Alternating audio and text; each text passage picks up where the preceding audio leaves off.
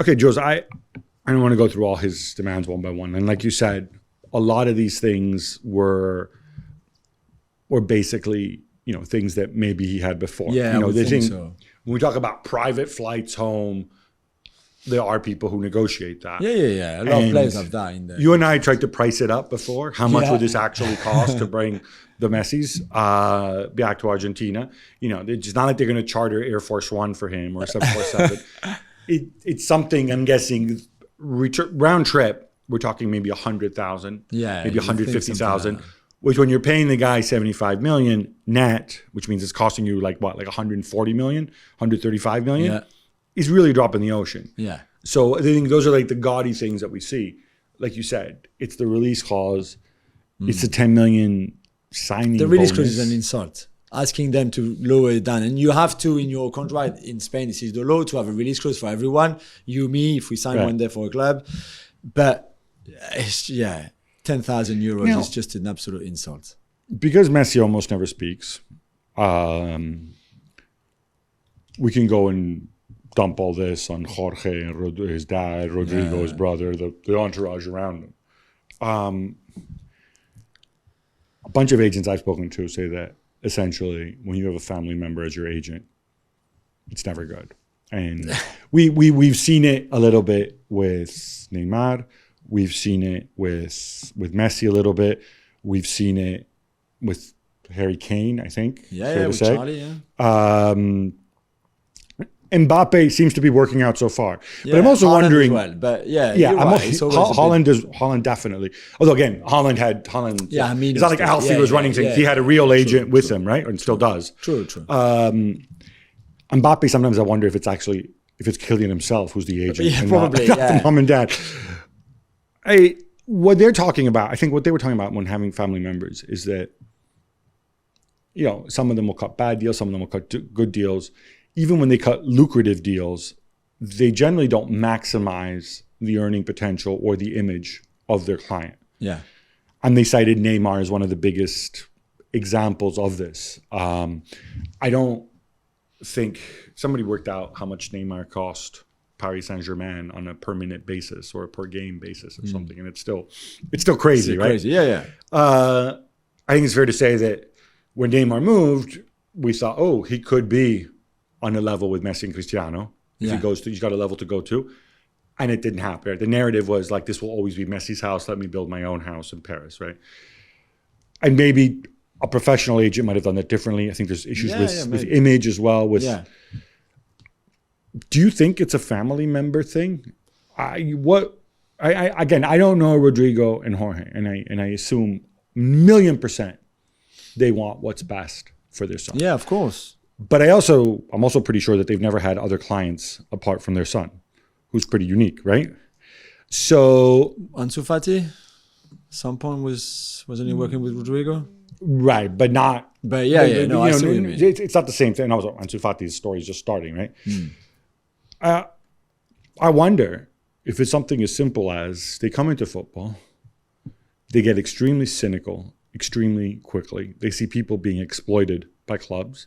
They see people running clubs. I'm not talking about Bartomeu, but in general, who maybe are either, they think are either incompetent or corrupt. It's like, look, it's a free for all.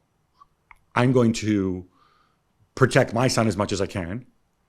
And I'm going to make sure he gets paid as much as he can. Yeah. And maybe they don't really understand or fully value and say, you know what, the image side of it is just as important. Yeah, maybe. And maybe also, I don't know if they have a PR person or those kind of person within their team, or if they also do that themselves. And in that case, maybe the perception that they thought they would project is not the one that maybe a PR professional would say, listen, you're working on thin eggs here. Let's be careful. Let's do this. Let's not do this. Maybe, I don't know how much advice they take from the outside, or if, like you said, it's just them, the family. Maybe Luis Suarez can have a word, and that's it, pretty much. I don't know. I think because this was likely to be his last big contract, 32 to go to 35, and then go back to Argentina, right, go to MLS, go wherever you want. Maybe they thought, okay, this is the last one, so we have to make it big.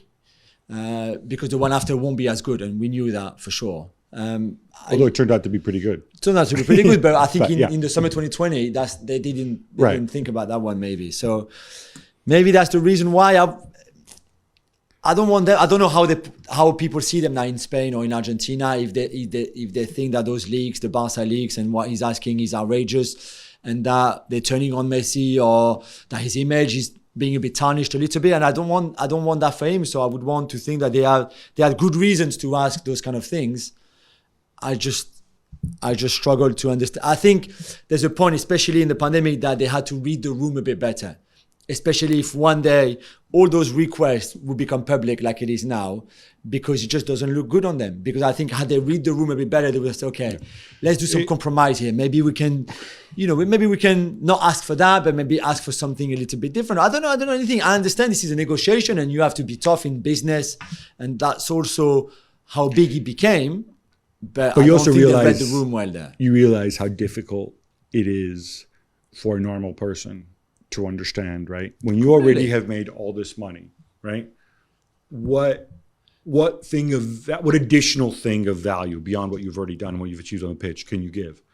And the additional thing of value in this that nobody could ever take away from you would have been quote unquote sacrifice of playing at minimum wage or whatever. All these things that were mooted that could have been within them. Instead, you see the opposite.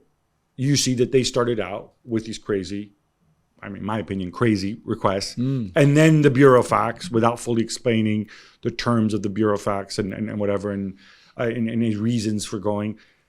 It's kind of hard. Now, if the guy on the other side of it hadn't been Bartomeu, who, is about as popular as cockroaches with most Barcelona supporters, I think you might see more of a move against Messi. Yeah. Now I'm imagining if I'm a Barca fan, I might say, okay, fine, but I hate Bartomeu for what he did to the club through his incompetence, and he gets all the blame. But Messi isn't much better. Yeah, right? And Bartomeu, by the way, or Messi. Sorry, you said Messi. Messi's family isn't much better, right? Bartomeu agreed to everything apart from the release clause going from the 700 million to the 10,000, which you can't really blame him. This is his club. You can't give Messi for free. And the 10 million signing on fee on the new extension, which is maybe because they just didn't have that money. I don't know, because the account was so bad. That's the extraordinary thing, that he agreed to everything. Yeah. So then when he went back to the Messi camp saying, okay, we give you everything but those two, they said, okay, no, we're not happy. We stopped the negotiation and we want to leave. Hence the burofax straight after. I don't know. Do you think? I don't know if Laporta would have agreed to it all. I don't know if you and I, in Bartomeu's shoes, we would have agreed to it all. I don't know. It's hard to tell. Do you think this helps? Look, I'm trying to think of Barcelona in the here and now. If I'm not, who leaked it? Stories.